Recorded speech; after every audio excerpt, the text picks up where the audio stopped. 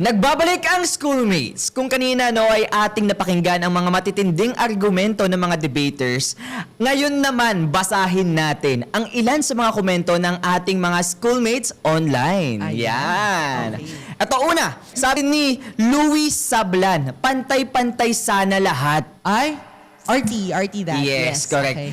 Sabi rin ni Raven William Villegas, kahit pataasan o babaan yan, hindi naman nagbabayad ng tax mga mayayaman. Ay, may galit siya. Aligasyon. May galit siya. Alright. Okay.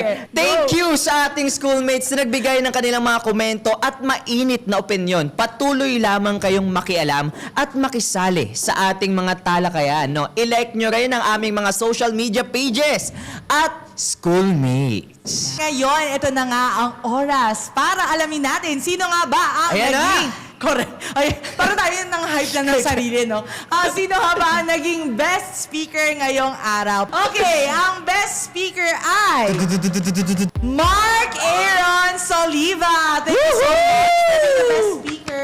Ayan. So, syempre for today, marami tayong natutunan no, regarding sa taxation or wealth tax, ika nga. But Right. I wanna know your thoughts, given na kanina nakikita mo yung mukha ko, parang... Actually nakuha nila ako eh. Kasi ang dami nilang mga nabatong impormasyon, especially sa mga schoolmates natin online na nanonood, no. Sana may ma-consider din nila yung mga impormasyong na ibato nila. And mag-add lang din ako, no. Ang napag-usapan natin ngayon ay hindi lamang tumatalakay sa usaping buwis. Tumatalakay din ito, no, sa bawat normal na mamamayan, no.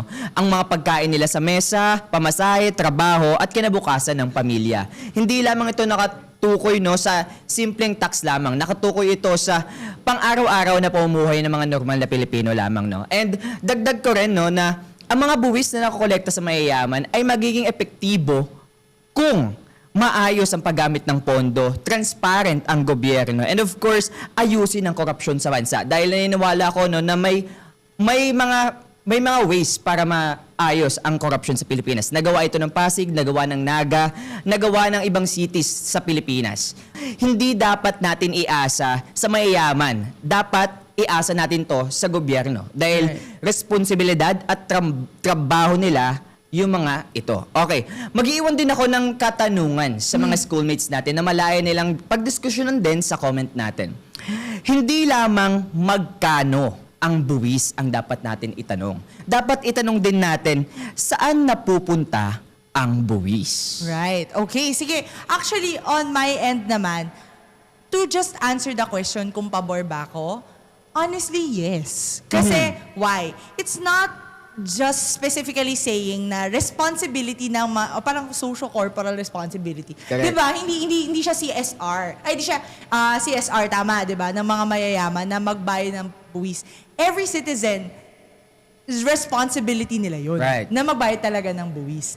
But honestly, personal take ko lang 'to kasi may narinig akong friend, okay, na nagsabi siya ng honestly, kahit higher income taxpayer ako, kung nakikita ko naman na maganda yung kinapupuntahan ng buwis, okay lang sa akin magbayad ng mas mataas. Kasi part din sila ng makikinabang dun sa buwis na yun.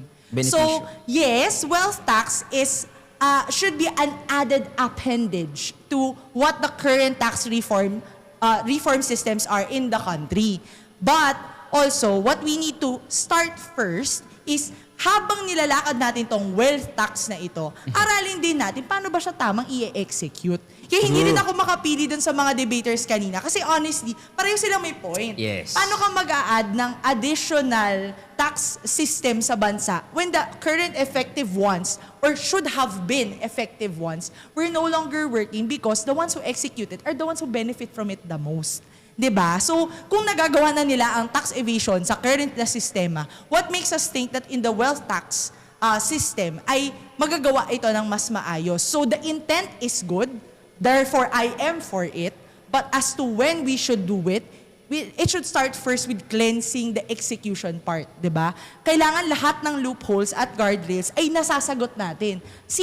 For example, kanina nabanggit natin yung exit tax, 'di ba? Tama naman 'yun. Sa sobrang highly bureaucratic ng ating bansa, bago mo maipanukala ang isa pang batas, inakatakas na sila, 'di ba? So parang in essence, even the government as a whole, the intent is good, but how they do it is what makes it questionable. Yes. Diba? So hindi natin sinasabi na hindi tayo magtiwala sa gobyerno. It's our responsibility to make the government work for us. And how do we do that? Choose better leaders, mga moms, di ba? So, di ba, magta-tax ka ng rich, tama. Even the rich would say yes to that. They would be like, if Yes. makikinabang ako, why the hell not? Kung ikakaganda ng buhay ko sa ating bansa, why the hell not? But, kung tataksan mo ko, pero nakikita ko na ang buwis ko ay napupunta sa bulsa lang ng kapwa ko, ay bakit ko naman gagawin yon, 'di ba? So, in a capitalist mindset, if it is all for profit, how can we make the profit more profitable?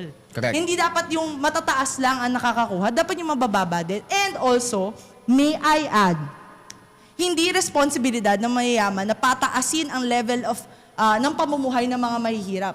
What they can only do is to level the system, 'di ba? Give more access so that those who are in the lower lying systems or the lower lying socio-economic classes ay mayroong paraan para makaakyat, 'di ba? That's why we're lobbying for better access to healthcare, education, 'di ba? Better infrastructures.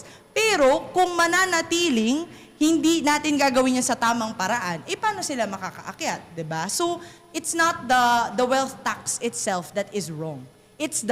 Is this the only panacea solution to everything that is happening? It should always be in addition to the current systems in our country. So, yon. Yes. Diba? Okay. So, marami nang nasabi yung debaters kanina. So, guys, mag-isip din tayo. Yun yung baseline dito. Isip-isip din pag may time. Go. Yes, and of course, maraming salamat no sa ating mga debaters sa pagsali sa makabuluhang diskusyon ngayong araw. And of course, maraming salamat din BP Studios! Yes, the home of Schoolmates. And with that, sa Bawat Usapin sa Bawat Issue, may boses tayong mga kabataan. Sumali, makinig at makiisa dahil ang bawat opinion natin ay mahalaga. Kaya naman, sabay-sabay natin isigaw sa buong mundo, Schoolmates! May pakialam ka!